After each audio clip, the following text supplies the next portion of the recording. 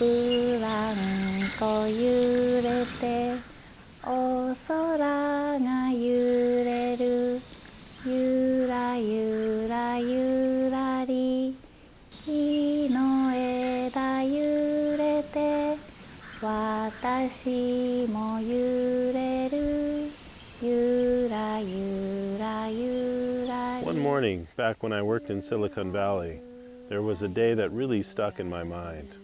That morning I got to the office maybe around 7:30. I looked out the window, and across the street there was a Starbucks. Now I worked on the third floor of a fairly large building right on Stevens Creek Boulevard, right in the heart of Silicon Valley, and that Starbucks was packed. In fact, there was a line of folks that went all the way around the corner. And I just remember thinking to myself, there's just got to be more to life than this. That meant I had to change something. We used to talk about changing the world, but sometimes it's harder just to change ourselves and our own life. You know, I often thought about those days in Silicon Valley while I was working here on the farm. Sometimes what you need to do is actually right there in front of you, and you just don't see it. Let me give you an example. I often start off my classes with bees by introducing the folks to the idea that there's bees all around us. I used to be afraid of bees a little bit. The bees actually very calm, even though the hundreds of bees around me, they are very, very calm. Next, I lead them over to the flowers and I say, look into these flowers. And as they gaze into the flowers, suddenly the bees began to materialize. Somebody will shout, there's one, there's one, there's one. Next thing you know, everybody sees about 20 or 30 bees next to them. The answers, they're always there. They're there all along. And so are the answers to our life and how to change it. Sometimes what we need is right there in front of us all along. One day I got a phone call. Some neighbors who had purchased a property just right over there across the canyon. They had purchased this property with no house and needed a place to stay while they built their house. When I was little, I wanted to live in the farm because I love animals, and so that's why I was thinking. A couple days later, I found myself out here cleaning up, getting ready for their arrival, and I was taking things in and out of the house and cleaning up the yard.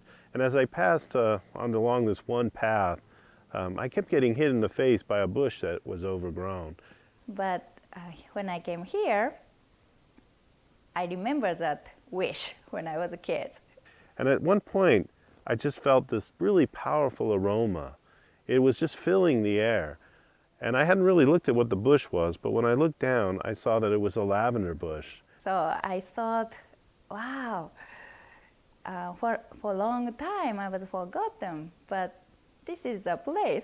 And the smell was just fantastic. There's got to be something we can do with that.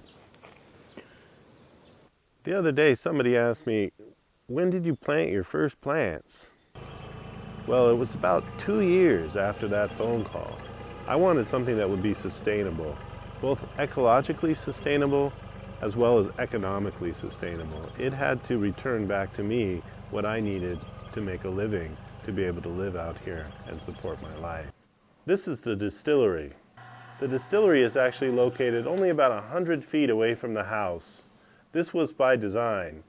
When I worked up in Silicon Valley, I usually had a commute to work. That meant I couldn't just come home for lunch or to see how people were doing.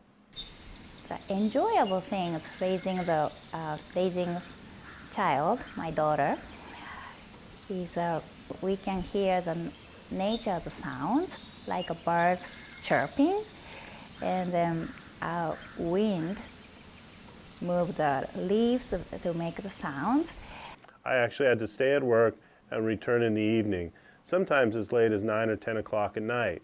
And then also we have a fountain, and then my daughter loves water, so he always touch and then splash and then laughing. So I feel so pleased to raising her here.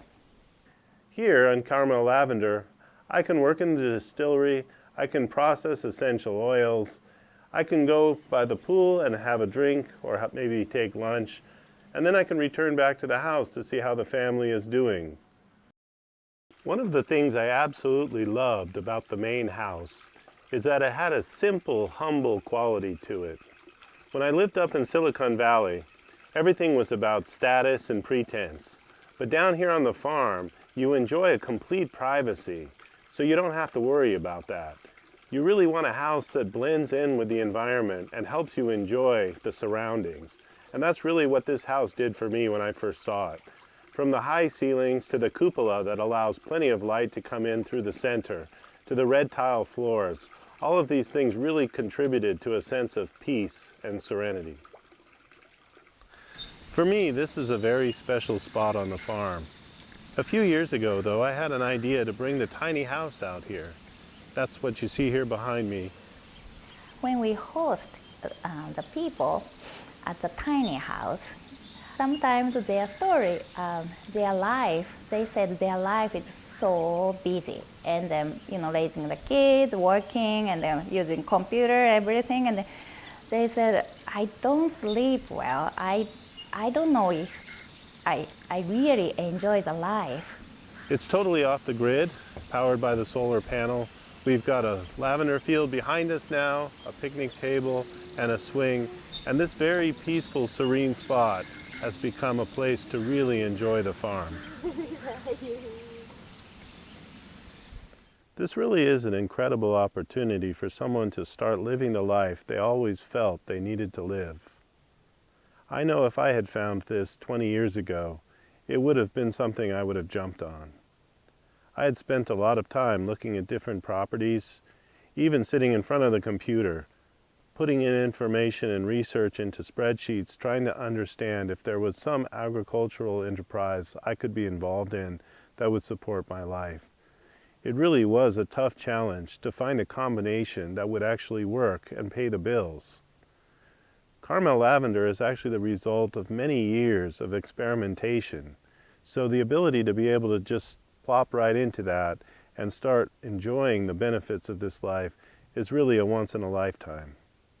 I could say living here is kind of one of my treasure in my life.